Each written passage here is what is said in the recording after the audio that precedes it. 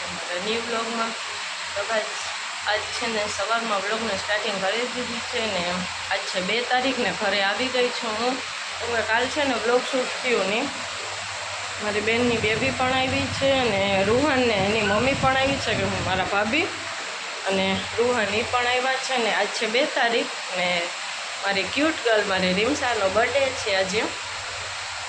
તો હજી બધાય સૂતા જ છે, હું એકલી જ ઉઠી છું અને નાસ્તો પણ કરી લીધો છે। હું મારા ભાભીને બધાએ નાસ્તો કરી લીધો, છોકરા બધાએ જ્યારે 4 સૂતા છે।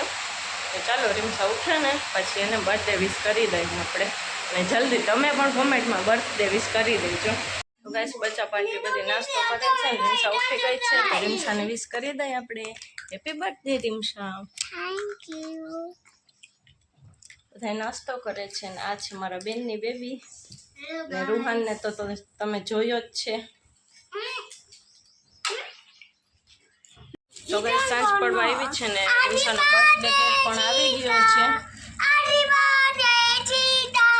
તો છોકરા બસ રાજી થાય છે, જોવે છે ને રીમસા પણ ફૂલ રાજી થાય છે।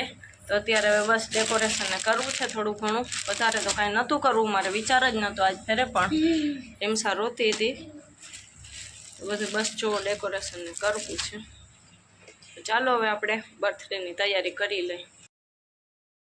તો ચાલો ગાઈસ ડેકોરેશન થઈ ગયું છે ને એટલું મસ્ત લાગે છે તો ચાલો હવે કેક કટ કરી લઈએ।